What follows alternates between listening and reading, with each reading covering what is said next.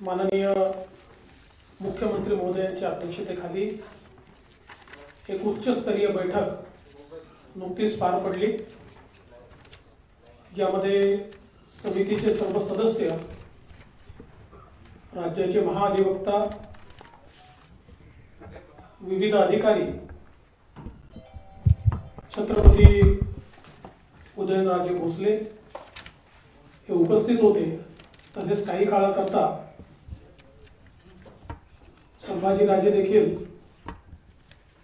फोनच्या माध्यमातून मुख्यमंत्र्यांशी संपर्कात होते। एकूणच जी काही परिस्थिती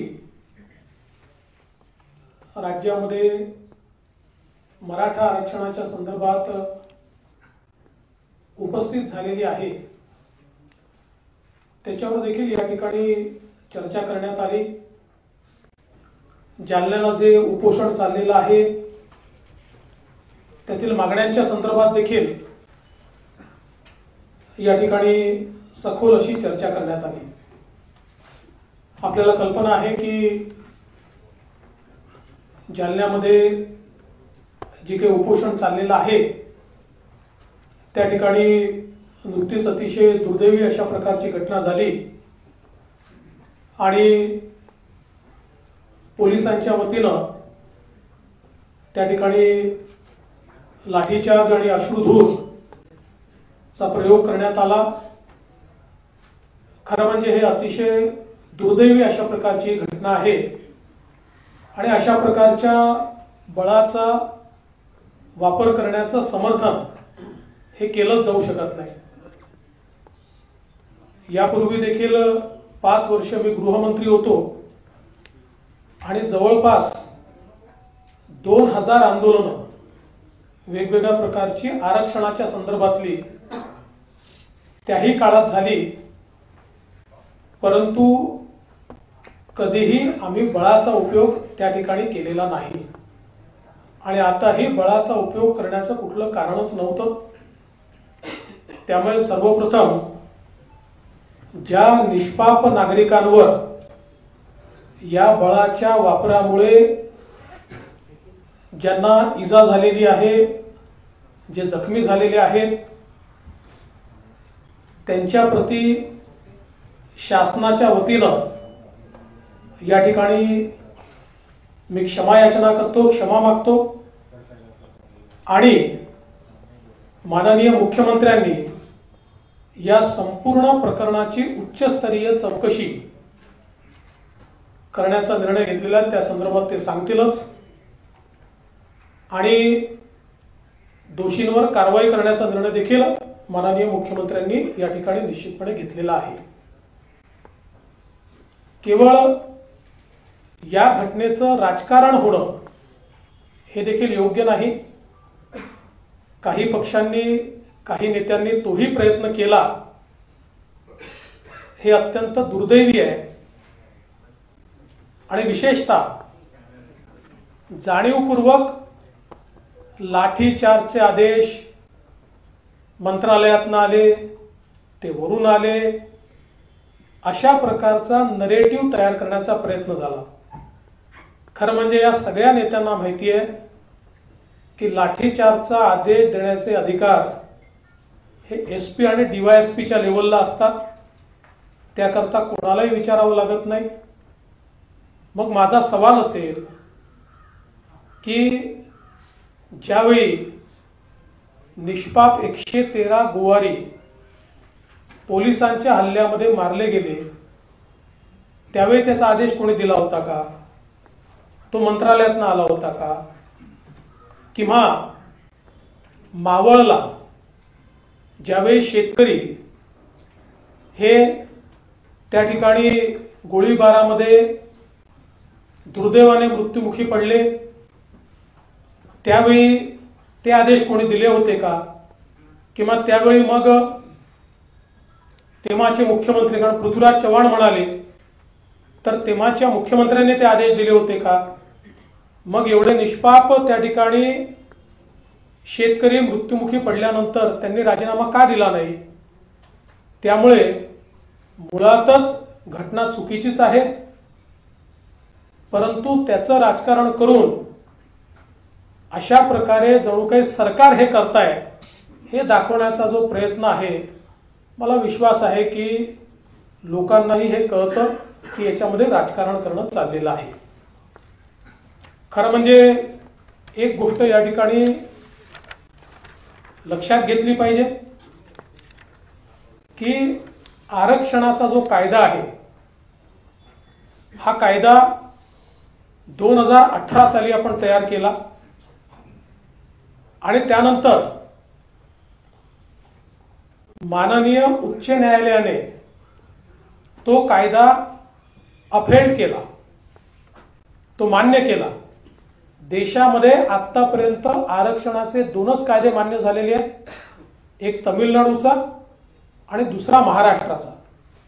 आणि त्यानंतर जोपर्यंत तेव्हाचं आमचं सरकार होतं, सर्वोच्च न्यायालयामध्येही ती केस वारंवार गेली, पण सर्वोच्च न्यायालयाने त्याच्यावर स्थगिती देण्यास नकार दिला.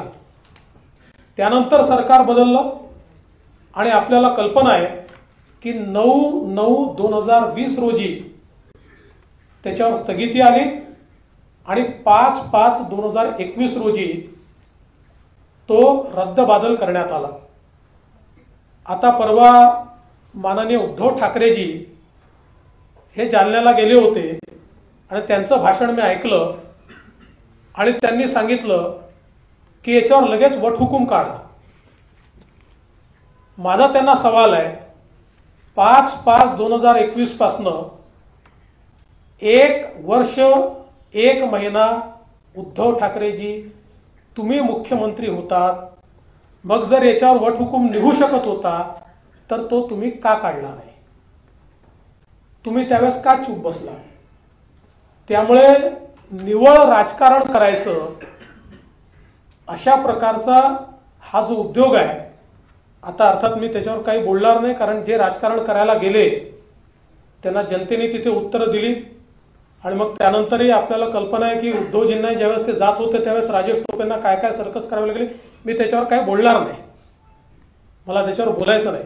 पण माझी अपेक्षा आहे, याचं कारण असं आहे की मागच्या सरकारच्या काळामध्ये केवळ आम्ही आरक्षणच दिलं असं नाही, तर ज्या ज्या सवलती ओबीसी समाजाला आहेत त्या सगळ्या सवलती या त्यावेळेच्या आमच्या सरकारने मराठा समाजाला दिल्या. मग त्याच्यामध्ये शैक्षणिक फीची प्रतिपूर्ती ओबीसी प्रमाणे 504 कोर्सेसमध्ये केली. अण्णासाहेब पाटील आर्थिक विकास महामंडळ जे बंद होतं, मृतव्रत होतं, ते आपण सुरू केलं आणि या ठिकाणी त्यांच्या चिरंजीवांना आपण अध्यक्ष केलं. आज या ठिकाणी आपल्याला मला सांगितलं पाहिजे की अण्णासाहेब पाटील आर्थिक विकास महामंडळाच्या माध्यमातून आत्तापर्यंत जवळपास 70,000 लाभार्थी आपण तयार केले आहेत.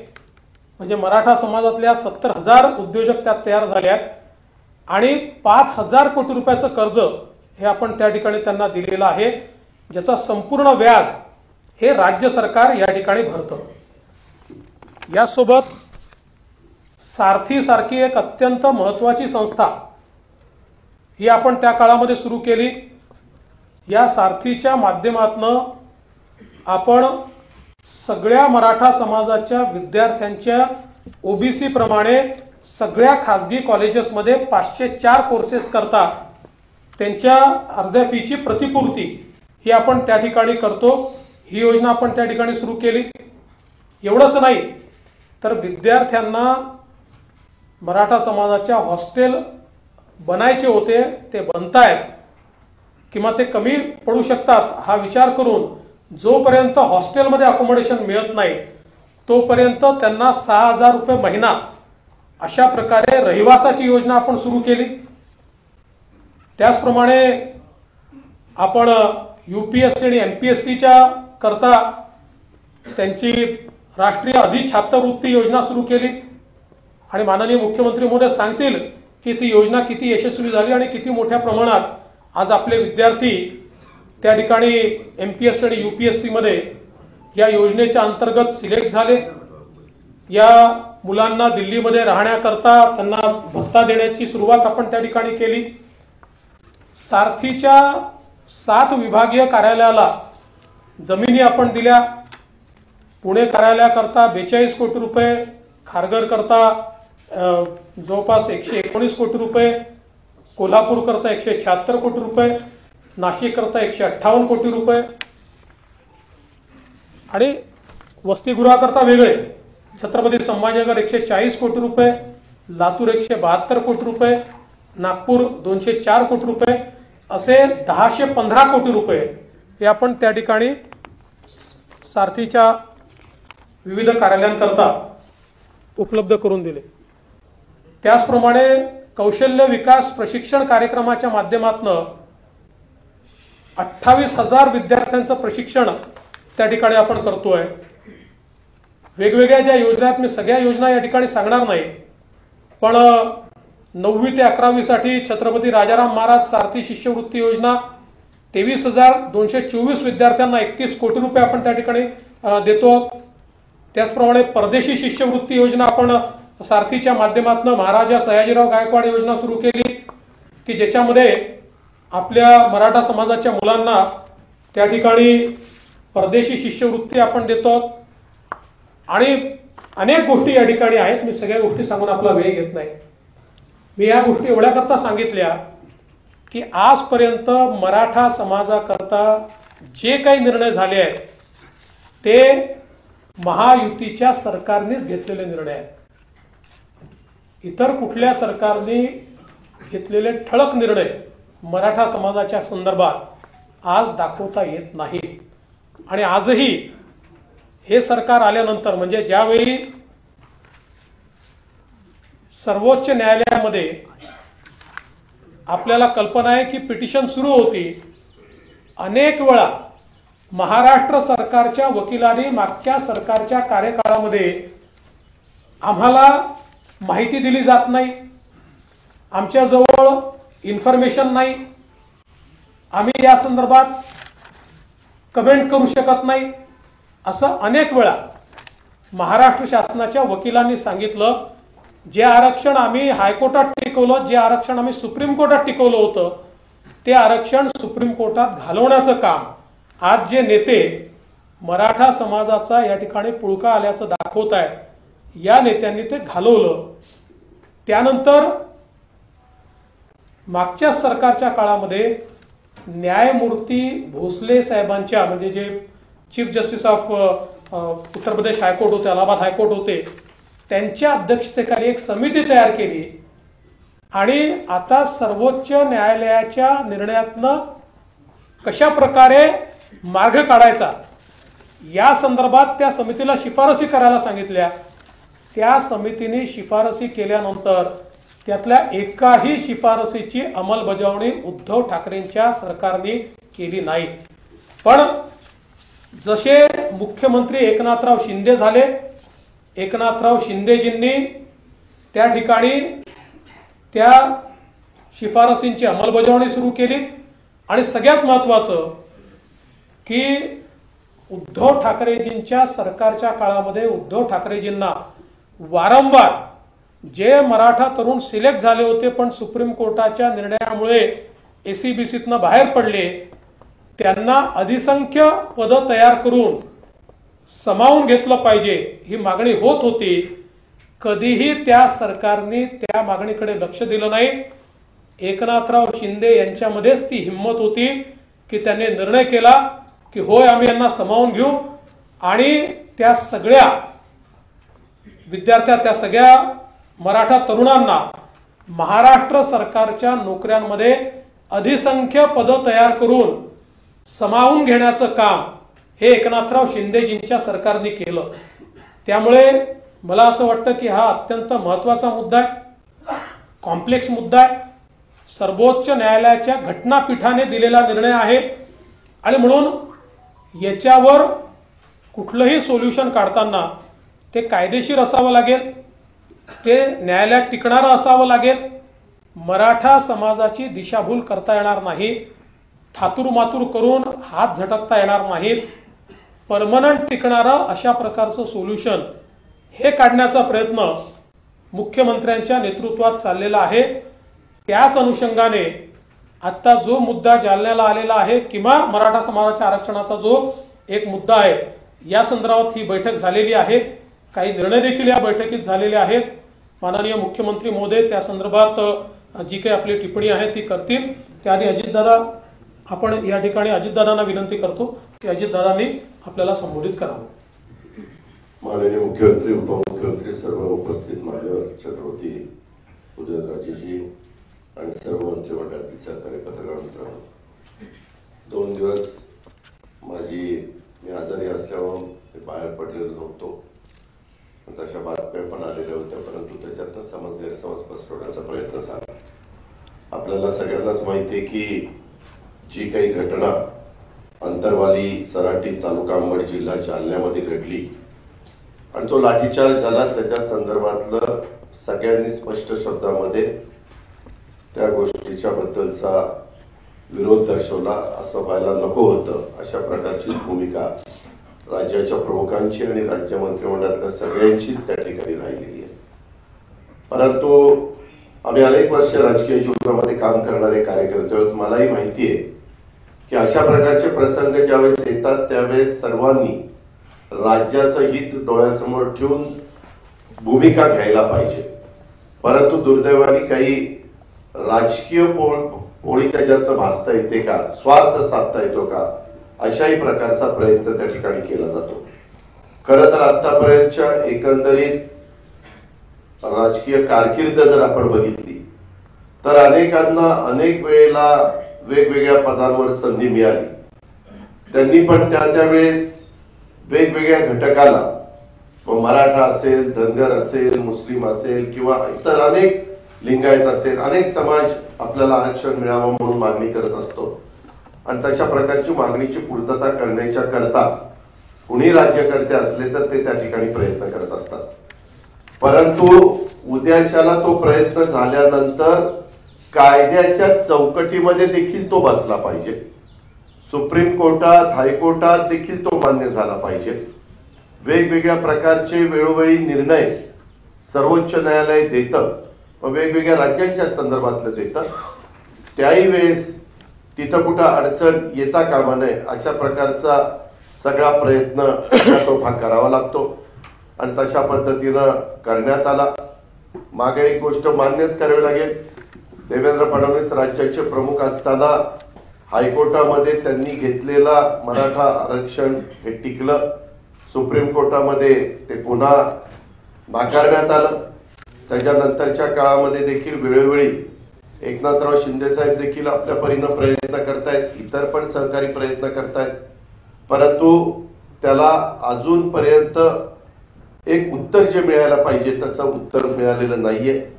शेवटी सुप्रीम कोर्टाने कोणत्या कारणाकरता ते नाकारलंय त्याचा बारकाईने अभ्यास करून देखील कमिटी नेमण्याचा निर्णय त्या ठिकाणी घेण्यात आला। अशा या सगळ्या बाबी आहेत आणि ह्या सगळ्या बाबी असताना अनेकांना अनेक प्रकारे आपली आपली भूमिका मांडायची। खरं तर आज देखील ज्या एकनाथराव शिंदेच्या अध्यक्षतेखाली जी कमिटी झाली आहे त्या कमिटीमध्ये ह्या सगळ्या गोष्टीचा उहापोह झाला। ॲडव्होकेट जनरलला बोलवण्यात आलेलं होतं, इतर सर्व सहकाऱ्यांचे देखील काय मत आहेत, काय विचार आहेत ते पण घेण्याचा प्रयत्न केला आणि मी आज विशेषतः तमाम महाराष्ट्रातल्या मराठा समाजाला आव्हान करतो की सध्या जे काही वेगवेगळ्या ठिकाणी बंद चाललेला आहे, एसटीची जाळपोळ चाललेली आहे, हे एक प्रकारचं आपल्याच राज्याचंच नुकसान आहे ना। 10 कोटी रुपयाच्या एसटी जाळल्या तरी नुकसान शेवटी राज्याचंच होतं। पाठीमागच्या काळामध्ये वेगवेगळ्या प्रकारची आंदोलनं मराठा आरक्षण मिळालं पाहिजे म्हणून झाली, ती इतकी अभूतपूर्व होती की सगळ्यांनी कौतुक केलं, देश पातळीवर त्याचं कौतुक झालं की किती शांततेच्या मार्गाने हा समाज आंदोलन करू शकतो, कुठेही हो की चू झालं नाही। परंतु आता मात्र त्याला गालबोट लावण्याचा प्रयत्न झाला। तो जो कोणी एकंदरीतच वेगवेगळ्या मागण्या आहेत त्या मागण्याच्या बद्दल माझ्यानंतर स्वतः राज्याचे प्रमुख जास्त अधिकारवाणीने सांगतील, परंतु मला सर्वांना आवाहन करत असताना सांगायचंय, अतिशय सकारात्मक अशा प्रकारची चर्चा आताच्या बैठकीमध्ये झाली। श्रीमंत उदयनराजे भोसले साहेब पण तिथे गेलेले होते। राज्य सरकारच्या वतीने मुख्यमंत्र्यांनी स्वतः त्या बाबतीमध्ये गिरीश महाजन साहेबांना देखील पाठवलेलं होतं। ते पण तिथे जाऊन मनोज जरांगे पाटील जे आंदोलनकर्ते आहेत त्यांच्याशी त्यांनी चर्चा केली। त्यांच्याबरोबर काय चर्चा झाली काय नाही तेही त्यांनी सांगितलं। आणि आता पुन्हा मुख्यमंत्र्यांनी गिरीश महाजन साहेबांना तिथे जायला सांगितलेलं आहे, चर्चा करायला सांगितलेले आहे। चर्चेतनं नेहमी चांगला कुठला ना कुठला मार्ग काढता येतो। माझी तमाम समाजाला, मराठा समाजाला, मग सकल समाज असेल, सगळेच याच्यामध्ये काम करणारे सहकारी असतील, त्यांना आवाहन करायचंय। काहींना जाणीवपूर्वक बदनाम करण्याचा प्रयत्न किंवा काही जण खुशाल सांगतात वर्ण आदेश आले। मी आपल्याला सगळ्यांना सांगतो की वर्ण जर आदेश आलेला सिद्ध करून दाखवलं तर आम्ही म्हणेल ते ऐकू, परंतु कारण नसताना उगीच शंका निर्माण करायच्या, गैरसमज निर्माण करायचे, समाजामध्ये अस्वस्थता निर्माण करायची आणि त्याच्यातनं काही आपल्याला साध्य करता येतं का अशा प्रकारचा जो केविलवाणा प्रयत्न चाललेला आहे तो आपल्या महाराष्ट्राला परवडणारा नाही। आपला महाराष्ट्र सुसंस्कृत महाराष्ट्र आहे ह्याची ओळख सगळ्यांनी डोळ्यासमोर त्या ठिकाणी ठेवली पाहिजे। आणि आता ह्या सगळ्या गोष्टी होत असताना इथून पुढच्या काळामध्ये आंदोलन ही थांबवली पाहिजेत। शांततेच्या मार्गाने आंदोलन करण्याचा अधिकार तो प्रत्येकालाच आहे, तो कुणी काढून घेतलेला नाही। परंतु ज्याच्यातनं इतरांना त्रास होईल, इतरांना अडचणी होतील। आता आज काहीतरी तलाठ्याच्या संदर्भातल्या परीक्षा होत्या, बऱ्याचशा ठिकाणी बसेस बंद असल्यामुळे मुलींना तिकडे जाता आलं नाही। इनडायरेक्ट समाजातल्याच काही लोकांचं त्याच्यातनं नुकसान होतं। अशा पद्धतीनं नुकसान कुणीच कुणाचं करू नये अशाही प्रकारचं आव्हान मी या पत्रकार परिषदेच्या निमित्तानं करतो। आणि स्वतः एकनाथराव शिंदे साहेब तिथं राज्याचे प्रमुख म्हणून बसलेले आहेत, मी त्याच्यामध्ये उपमुख्यमंत्री आहेत, देवेंद्रजी आहेत, बाकीचे मंत्रिमंडळातले सगळे सहकारी आहेत। शेवटी राज्याला पुढे देत असताना सर्व जाती धर्माच्या लोकांना न्याय मिळाला पाहिजे। प्रत्येकाची रास्त मागणी ही पूर्ण आपल्याला करता आली पाहिजे आणि त्याच्यातून एक चांगलं वातावरण आपल्या राज्यामध्ये निर्माण करून शांतता प्रस्थापित करण्याचं देखील काम करायचं असतं, कायदा सुव्यवस्था चांगली ठेवण्याचं काम करायचं असतं। कारण लवकरच आता दहीहंडी येणार, त्याच्यानंतर गणेशोत्सव येणार आहे, त्याच्यानंतर नवरात्र येणार आहे, त्याच्यानंतर ईद पण येणार आहे आणि दसरा दिवाळी पण येणार आहे। आपल्या सगळ्यांच्या दृष्टीने हे सगळे आनंदाचे सण आहेत, उत्सव आहेत आणि त्याच्यात उभा महाराष्ट्र त्यामध्ये स्वतः भाग घेत असतो ह्याची पण जाणीव सगळ्यांनीच ठेवली पाहिजे। आणि मी पुन्हा एकदा मनोज जरांगे पाटील आणि सर्वच सहकार्यांना आव्हान करीन की आपले जी काही अपेक्षा, आपली जी काही मागणी आहे त्या संदर्भामध्ये एकनाथराव शिंदे साहेबांच्या नेतृत्वाखालचं महाराष्ट्राचं सरकार सकारात्मक आहे। आपण त्यामध्ये सहकार्य करावं, आपण त्याच्यामध्ये प्रतिसाद द्यावा अशाच प्रकारचं आव्हान करतो आणि थांबतो। धन्यवाद।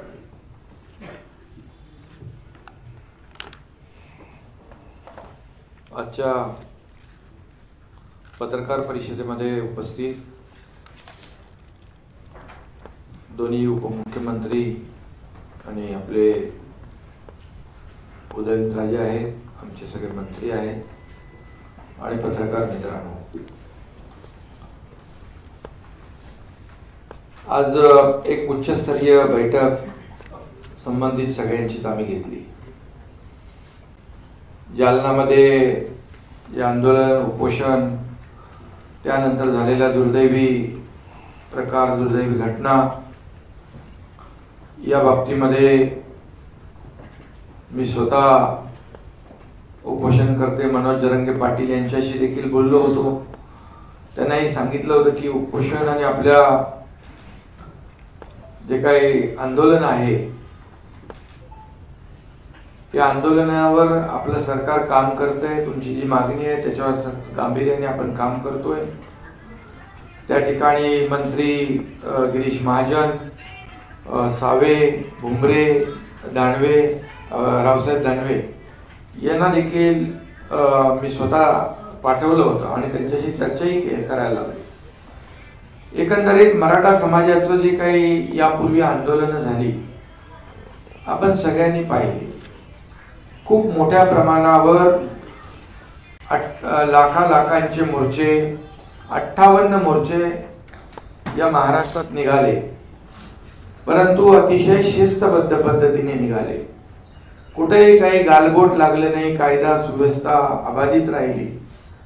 परंतु दुर्दैवाने काल 2-3 दिवसामध्ये जे काही सुरू आहे, मी कालही माझ्या भाषणातून सांगितलं की मराठा समाज हा अतिशय शिस्तबद्ध आणि शिस्तप्रिय आहे.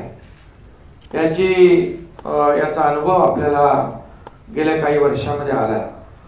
परंतु आंदोलनाच्या माध्यमातून, आंदोलनाच्या आडून काही लोक जे या महाराष्ट्रामध्ये शांतता बिघडवण्याचं काम, किंबहुना जाती जातीमध्ये तेढ निर्माण करण्याचं काम करू इच्छित आहेत, त्यांच्यापासून आपल्या मराठा समाजाने, मराठा क्रांती, मराठा समन्वयकांनी सावध भूमिका घेतली पाहिजे, सावध राहिलं पाहिजे. हे आताही मी या ठिकाणी सांगू इच्छितो. उदयनराजेंना मी मनापासून धन्यवाद देतो. ते स्वतः गेले तिकडे, त्याची भेट घेतली आणि त्याला आपल्या तब्येतीची काळजी घेण्याच्याही सूचना दिल्या. आणि त्याचबरोबर छत्रपती संभाजीराजे देखील गेले, त्यांनी देखील शांतता प्रस्थापित झाली पाहिजे अशा प्रकारचा प्रयत्न केला. इतर जे कोणी लोक जात होते ते त्याला सांगत होते आम्ही तुमच्या सोबत आहोत, पण शेवटी त्याचा जीव जो आहे, त्याच्या जीवाची काळजी सरकारला आहे. कुणालाही कोणी असं त्याची प्रकृती खालावल्यामुळे त्या ठिकाणी जिल्हाधिकारी, SP आणि इतर अधिकारी गेले त्याला हॉस्पिटलाइज करण्यासाठी. परंतु दुर्दैवाने तो प्रकार झाला, व्हायला नको होता तो झाला. आणि हे आम्हालाही त्याची खंत आहे, आम्हालाही दुःख आहे. शासन आपलं संवेदनशील शासन आहे, सर्वसामान्य माणसाला न्याय देणारं सरकार आहे. आपण गेले वर्षभर काम आमचं पाहत आहे आणि प्रत्यक्ष जे काही निर्णय घेतले आम्ही ते सर्वसामान्यांच्या हिताचे निर्णय घेतलेले आतापर्यंत. देवेंद्रजींनी आणि अजितदादांनी देखील खुलासेवर या बाबतीत सांगितलं की मराठा समाजाच्या बाबतीत जे का आम्ही शासन गंभीर आहे आणि गांभीर्याने आपण त्याच्यावर काम करतोय. जर सरकार गंभीर नसतं तर जेव्हा देवेंद्र फडणवीस साहेब मुख्यमंत्री होते त्यावेळेस मी त्या समितीमध्ये होतो, चंद्रकांत दादा होते, अनेक लोक होते आणि दिवस रात्र त्याच्यावर काम केल्यानंतर आपण मराठा समाजाला आरक्षण देण्याचा निर्णय घेतला, कायदा केला. हे सर्वश्रुत आहे आणि हायकोर्टामध्ये देखील तो ग्राह्य ठरला. तिथे देखील जे काही ज्या बाबी कोर्टाच्या समोर निदर्शनास आणायला पाहिजे त्या आणल्या गेल्या आणि मराठा समाज कसा आर्थिकदृष्ट्या, सामाजिकदृष्ट्या मागास आहे हे सिद्ध केलं गेलं आणि त्यामुळे मराठा समाजाला आरक्षण मिळालं होतं. हे सुप्रीम कोर्टामध्ये काही लोक गेले. वर्षभर सुप्रीम कोर्टात जेव्हा सरकार आपलं होतं महायुतीचं त्यावेळेस वर्षभरानंतर सरकार बदलल्यानंतर दुर्दैवाने सुप्रीम कोर्टामध्ये ते आरक्षण रद्द झालं. आता त्याच्यात मी खोलात जाऊ इच्छित नाही, परंतु जे आज त्या ठिकाणी जाऊन आरक्षण मिळालं पाहिजे त्याच्यामध्ये अशोक चव्हाण असतील, ते उपसमितीचे अध्यक्ष होते, त्याचबरोबर माजी मुख्यमंत्री असतील. त्यांनी ज्या प्रकारचं भाष्य केलं हे भाष्य तर कुणालाही करता येईल, परंतु जेव्हा आपण त्या पदावर होतो मग त्यावेळेस निर्णय घ्यायला कोणी हात बांधले होते हाही प्रश्न निर्माण होऊ शकतो. देवेंद्रजी त्याबद्दल बोललेले आहे आणि मला आठवत आहे की ज्या पद्धतीने मराठा समाजाला आरक्षण मिळालं पाहिजे ही भूमिका आम्ही घेतली. ही भूमिका घेत असताना आणि ही प्रामाणिक भूमिका सरकारची होती, आजही भूमिका आमची प्रामाणिक आहे. आणि जेव्हा अलिसंख्य पदांचा मुद्दा आला, जेव्हा कोर्टामध्ये सुप्रीम कोर्टात काही बाबी ज्या आहेत या बाबी कोर्टाच्या निदर्शनास त्यावेळेचे लोक आणू शकले नाही. दुर्दैवाने हे दुर्दैव आहे आणि खऱ्या अर्थाने त्याच्यावर देखील आपण काम करतोय. कारण ज्या त्रुटी सुप्रीम कोर्टाने काढलेल्या आहेत, भोसले समिती काम करते, आम्ही सगळं आपलं काम, सरकार काम करतंय, शासन काम त्याच्यावर करतंय, त्या त्रुटी दूर कशा होतील. आणि मराठा समाज हा मागास नाही हे जे सुप्रीम कोर्टाने आपला निर्णय देताना म्हटलेलं आहे आणि त्या जे काही एव्हिडन्स आहे, जे पुरावे आहेत, ज्या काही बाबी कोर्टाच्या निदर्शनास आणल्या पाहिजे त्या देखील कशा आणता येईल यावर आपलं काम सुरू आहे, त्यात मी खोलात जात नाही. परंतु त्याच काळात अधिसंख्य पदांचा जो विषय आला, सिलेक्शन झालं पण अपॉइंटमेंट झाली नव्हती. 3,700 विद्यार्थी होते. त्यावेळेस देखील निर्णय घ्यायला पाहिजे होता अधिसंख्य पदाच्या बाबतीत, पण त्यावेळेस कंटेम होईल, असं होईल, तसं होईल, या सगळ्या बाबी पुढे आणल्या जात होत्या.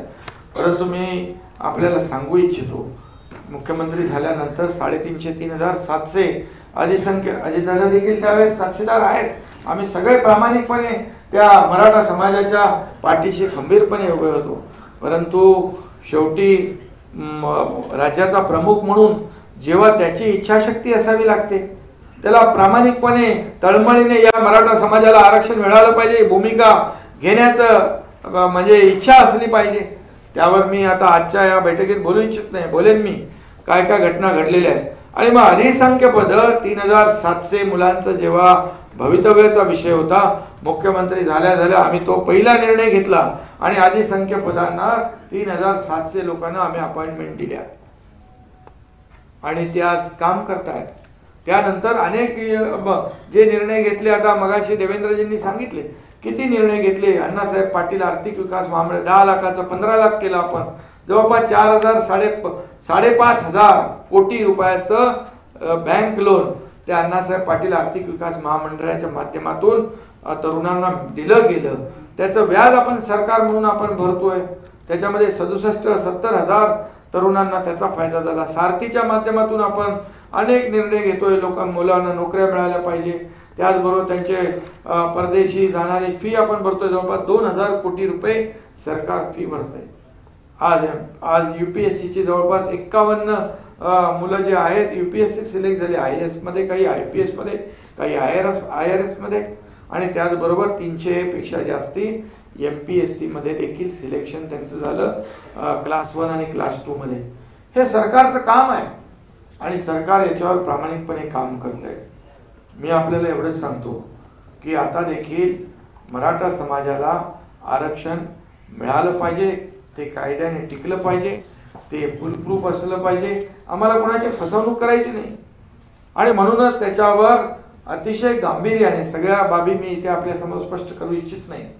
परंतु कालही मी म्हणालो, मराठा समाजाला आरक्षण देण्याची भूमिका जेव्हा युती सरकार मुख्यमंत्री देवेंद्रजी होते तेव्हाही आम्ही करून दाखवलं आणि आताही मी या ठिकाणी सांगतो, मराठा समाजाचं जे आरक्षण आहे हे आरक्षण मिळालं पाहिजे.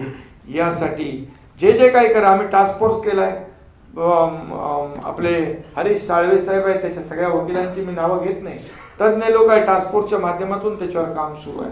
आणि जे काही आयोग आहे, आयोगाला देखील सूचना केलेल्या आहेत की ज्या त्रुटी सुप्रीम कोर्टाने याच्यामध्ये काढलेल्या आहेत, या त्रुटी दूर करण्यासाठी जे काही एम्पिरिकल डेटा असेल, आणखी जे काय ते करण्याचं काम आपलं सरकार करतंय आणि त्याच्यामध्ये कुठेही सरकार मागे पडणार नाही, कुठेही मागे राहणार नाही. त्यासाठी जे काही करावं लागेल मराठा समाजाला आरक्षण देण्यासाठी ही भूमिका स्पष्टपणे आमच्या सरकारची आहे. त्याच्यामध्ये कुठेही किंतु परंतु नाही.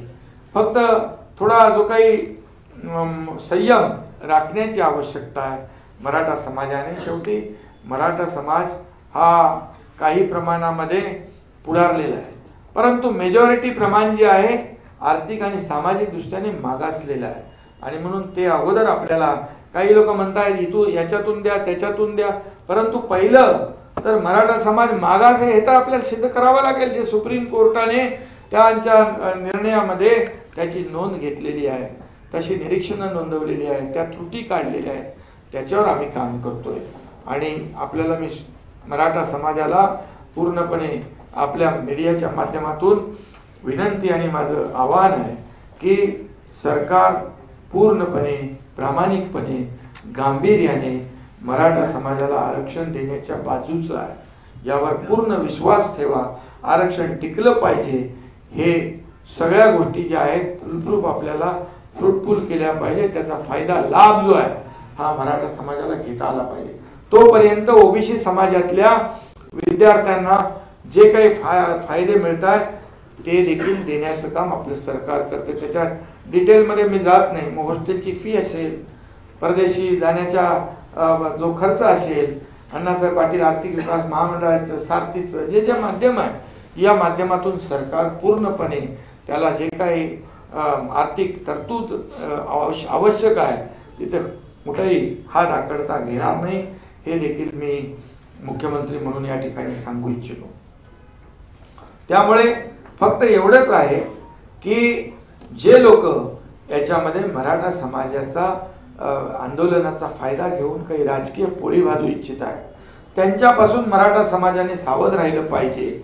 आज काही सगळे लोक जात होते, आम्ही पाठिंबा आहे असं म्हणत होते, परंतु त्याच्यातले काही लोक जे उदयनराजे आहेत, आपले संभाजीराजे आहेत, यांनी त्याला त्याच्या तब्येतीच्या बाबतीमध्ये, त्याची जी काय प्रकृती आहे त्याच्या बाबतीमध्ये, बाकी लोक कोणीही त्याला म्हणत नव्हते की बाबा तुझी प्रकृती, तू हॉस्पिटलाइज हो किंवा काय हो. आपल्या ठिकाणी जायचं आणि सरकारला बदनाम करण्याचा एक कलमी कार्यक्रम त्या ठिकाणी आपण पाहिला. आणि काही लोकांना, तिथल्या लोकांनी देखील त्यांच्या प्रतिक्रिया, उग्र प्रतिक्रिया देखील त्या ठिकाणी आपल्याला पाहायला मिळाल्या. म्हणून आम्हाला याच्यामध्ये कुठलंही राजकारण करायचं नाही आणि राजकीय भाषाही मला आज करायचं नाही. फक्त एवढंच आहे की मराठा समाज हा शांतताप्रिय आणि शिस्तप्रिय आहे. 58 मोर्चे, मगाशी मी म्हटलं 58 मोर्चे निघाले, लाखांचे मोठे मोठे मोर्चे निघाले, परंतु कुठेही गालबोट लागलं नाही. आज जे काही होतंय, जी तिथे, मी तर एवढं म्हणेन की दगडफेक करणारा देखील मराठा समाजाचा कार्यकर्ता नसावा. कारण आपण आतापर्यंत सगळं शिस्तप्रिय आणि शिस्तीने सगळं हे केलेलं आहे. आज ज्या काही घटना होत आहेत याच्या मागून कोणीतरी मराठा समाजाला कुठे आड त्याच्या राहून आंदोलनाचा आड त्याचा आसरा घेऊन या राज्यामध्ये शांतता भंग करण्याचं काम जे कोणी करतायत, त्यापासून कायदा सुव्यवस्था राखण्याचं काम तर आपण करूच, परंतु मराठा समाजाने देखील, मराठा क्रांतीचे कार्यकर्ते आहेत, त्यांनी देखील याची नोंद घेतली पाहिजे आणि सावध राहिलं पाहिजे. एवढंच माझं आज सांगणं आहे. आणि त्याचबरोबर जी घटना घडली त्या बाबतीमध्ये आज जे तिथले SP आहेत, पोलीस अधीक्षक दोषी, त्यांना आम्ही जिल्ह्याच्या बाहेर त्यांना पाठवण्याचा निर्णय घेतला. त्याची अंमलबजावणी झाली. बलकवडे नावाचे SP त्यांनी त्या ठिकाणी चार्ज घेतलेला आहे. उपविभागीय अधिकारी जे आहेत त्यांना निलंबित करण्याचा निर्णय देखील आपण घेतलेला आहे. आणि याची सखोल चौकशी पोलीस महासंचालक करतायत. आणि त्याचबरोबर जे additional DG law and order Saxena हे तिथे प्रत्यक्ष जाऊन तिथली वस्तुस्थिती तपासून त्या ठिकाणी जी माहिती घेतील आणि पोलीस महासंचालकांच्या माध्यमातून त्याची पूर्ण चौकशी या ठिकाणी सुरू करण्याचा निर्णय आम्ही घेतलेला आहे. आणि त्यामध्ये जे दोषी असतील त्या दोषींवर कारवाई करण्याचा देखील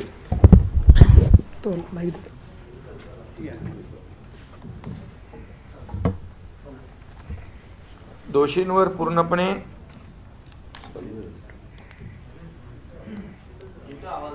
येतोय, ठीक आहे, असं पण येईल. तर जे दोषी आहेत त्यांच्यावर कारवाई केली जाईल. आता उपविभागीय अधिकारी जे आहेत त्यांना निलंबित करण्याचा निर्णय घेतलाय. आणि यानंतर चौकशीमध्ये जे काही समोर येईल त्या चौकशीच्या अहवालाप्रमाणे शासन पूर्णपणे कारवाई करेल. मराठा समाजातल्या कार्यकर्त्यांना कुठलाही त्रास होणार नाही याची देखील शासन काळजी घेईल.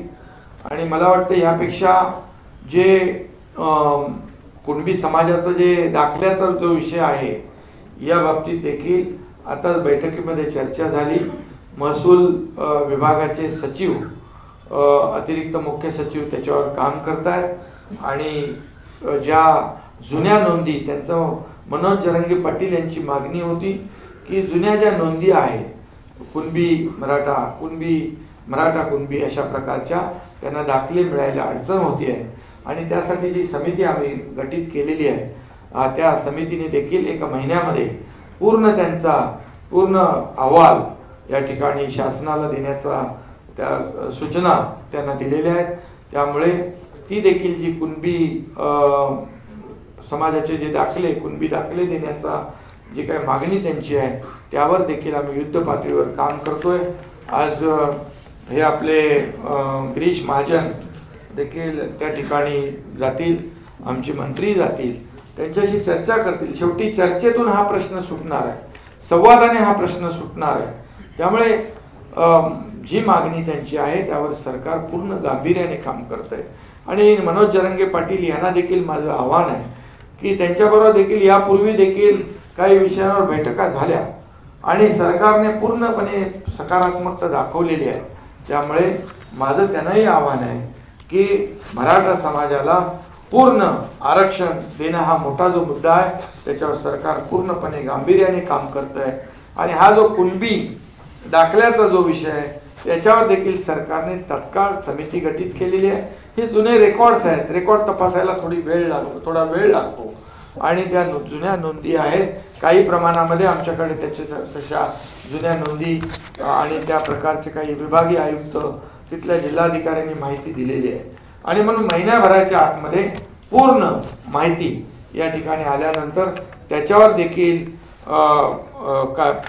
कायदेशीर कारवाई करून जी मागणी त्यांची आहे त्याच्यातून देखील मार्ग निघेल असा विश्वास या ठिकाणी मी व्यक्त करतो. आणि त्याचबरोबर चुकीच्या पद्धतीने ज्या काही केसेस दाखल केल्या असतील त्या केसेस देखील शासन मागे घेईल. जो आरोप केला गेलेला आहे तुमच्यावर आणि गृहमंत्र्यांवर, हे नेमके आदेश कोणी दिले? कारण की ठाकरे गटाचे नेते तुमच्यावर आरोप करतायत, राष्ट्रवादी शरद पवार गटाचे नेते गृहमंत्र्यांवर आरोप करतात. म्हणून याच्यामधून पहिलं तर त्यांनी एकमत करावं, कुणावर आरोप करायचा, कुणाचा आदेश गेलाय त्यांच्यात एकमत नाही ना. माझ्यावर काही लोक आरोप करतायत, गृहमंत्र्यांवर काही लोक आरोप करतायत.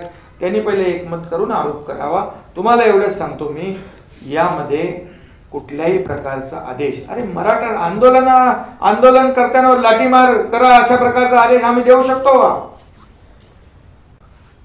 हे चुकीच्या पद्धतीने आरोप करणं, सरकारला बदनाम करण्याचं काम सरकार स्थापन झाल्यापासून सुरू आहे.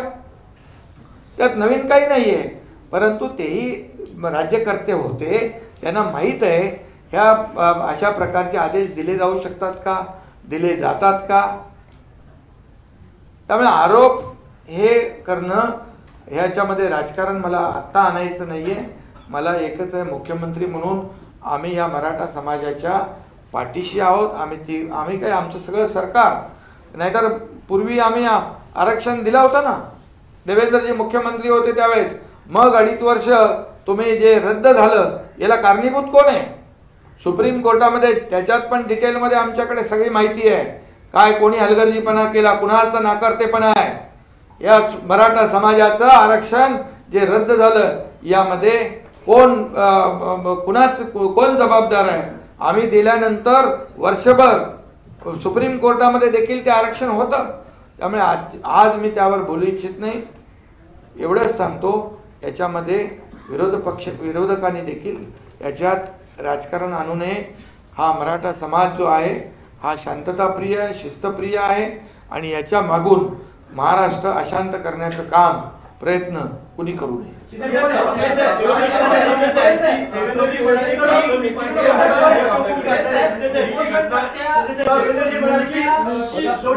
अरे तुमचा कोणाचा ऐकायलाच येत नाही, एकाने बोला ना.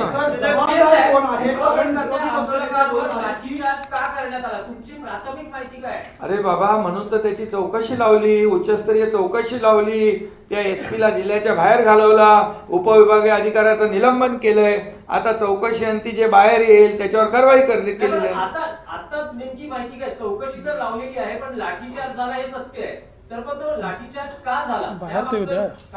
अरे ते बाहेर येऊ द्या ना चौकशी. अरे चौकशी केल्याशिवाय बाहेर येणार? पोलीस महासंचालकाला चौकशी करायला सांगितलं.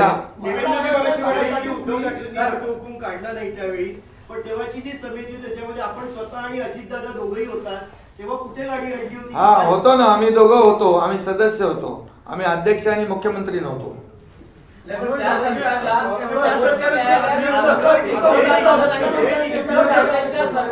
सर्वोच्च न्यायालयात आरक्षण टिकवता आलं नाही हे तुम्हाला मान्य आहे का? कारण त्या सरकारमध्ये तुम्ही होतात, अजितदादा आपणही महत्वाच्या पदावर होतात. मी मगाशी म्हणाल होते, हे आरक्षण देवेंद्र फडणवीसांच्या काळात दिलं होतं ते हायकोर्टात टिकलं होतं, त्याच्यासाठी काळजी घेतली होती आणि ते दुर्दैवाने सुप्रीम कोर्ट, बघा सुप्रीम कोर्टावर त्याचाही मला आदर राखायचा आहे हा. आणि त्यावेळेस अशोक चव्हाण उपसमितीचे अध्यक्ष होते, हे लक्षात घ्या. हे किती वेळा गेले तिकडे, काल तिथे बोलत होते मोठं म्हणजे गळा काढून, गळा तर मराठा समाजाचा घोटणार ते आणि गळा काढायला गेले होते तिकडे. मग आता आम्हालाही बोलता येते. अजितदादा, तुम्हालाही तो प्रश्न आहे की उद्धव ठाकरे सरकारला सर्वोच्च न्यायालयात आरक्षण का टिकवता आलं नाही आणि वर्षभर त्यावर कोणतीही म्हणजे समिती उपसमिती नेमली पण त्यावर कार्यवाही ठोस का नाही झाली? का आपण पत्रकार आहात, कुठलीही कमिटी केल्यानंतर समिती आपली आपली भूमिका तिथं मांडायचं काम करतो, सदस्य तिथं भूमिका मांडायचं काम करतो. शेवटी त्याच्यामध्ये जो प्रमुख व्यक्ती असते त्या प्रमुख व्यक्तीचाच निर्णय अंतिम असतो. आजही मी काही सांगितलं, देवेंद्रजींनी काही सांगितलं, तर शेवटी अंतिम निर्णय एकनाथराव शिंदे साहेब त्या ठिकाणी घेतात, कारण ते आज राज्याचे प्रमुख आहेत. त्यावेळेस हे टिकण्याच्या करता आम्ही आमच्या परीनं सूचना त्या ठिकाणी केल्या. शेवटी प्रमुखांनी फायनल निर्णय घ्यायचा असतो. ज्यावेळेस टिकतं त्यावेळेस प्रमुख ते क्रेडिट घेतो, त्यावेळेस टिकत नाही त्यावेळेस जो प्रमुख असेल त्यांनीच अपयश पण मान्य केलं पाहिजे. ह्याच्यात दुसरी जबाबदारी त्यांनीच घेतली पाहिजे, दुसऱ्यांनी जबाबदारी घेऊन चालत नसतं. आज तुम्ही आता ज्या चॅनलचे आहेत तुमच्या संपादकांनीच जबाबदारी घेतली पाहिजे, तुम्ही जबाबदारी घेऊन चालत नाही असं आहे. आणि मगाशी सारखं सारखं चाललंय ना, कुठे आदेश दिले कुठे आदेश दिले, चला दूध का दूध पाणी का पाणी. आम्ही कुणी तिघांनी आदेश दिले असतील ना, सिद्ध करावं, राजकारणात बाजूला होईल. तशा पद्धतीनं त्यांनी नाही सिद्ध केलं तर त्यांनी राजकारणात बाजूला व्हावं. अहिमत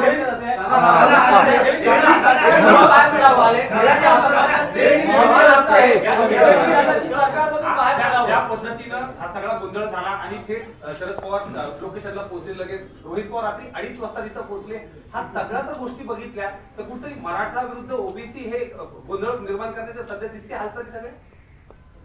ते तुम्ही शोधायचं. हे बघा, बरोबर वेळेवर पोचतात, सगळ्या गोष्टी करतात आणि याच्यामध्ये काय आहे, एक मिनिट, नाही याच्यामध्ये एवढं आहे बघा, हे झाल्या झाल्या काही लोक पोचतात रात्री 2:30 वाजता, पवार साहेब पोचतात. पवार साहेबांच्या बद्दल ते मोठे नेते आहेत, मी बोलू इच्छित नाही, पण तिथल्या लोकांनी प्रतिक्रिया दिलेल्या आहेत. पवार साहेब देखील या राज्याचे मुख्यमंत्री राहिलेले आहेत. त्यामुळे माझं एवढंच, माझी विनंती आहे, हा मुद्दा आपला जो मराठा समाजाचा आहे याच्यावर कुणी राजकीय पोळी भाजून घेऊ नये. या राज्यामध्ये शांतता नांदली पाहिजे. या राज्यात सर्व जाती धर्माचे लोक राहतात, गुण्यागोविंदाने राहतात, पण काही लोकांना आमचं सरकार आल्यापासून हे नको आहे. त्यामुळे काही ना काही काढून काही आरोप प्रत्यारोप हे सुरू आहेत. पण माझी सगळ्यांना विनंती आहे की हा मराठा समाजाला न्याय आपल्याला दिला पाहिजे आणि त्यासाठी सगळ्यांचं सहकार्य अपेक्षित आहे. सगळ्यांनी सहकार्य करावं आणि आपल्या या मराठा समाजाला न्याय मिळून. थांबा. मगाशी तुम्ही काटेवाडीचा विषय काढला. काटेवाडीचा का विषय काढला? माझं गाव आहे म्हणूनच काढला ना. अख्ख्या महाराष्ट्रात 40,000 गावं आहेत, त्याचा कुठला विषय निघाला नाही. मी ताबडतोब सरपंचाला सकाळी फोन केला, म्हणलं कुणी रे तिथं मागणी केली?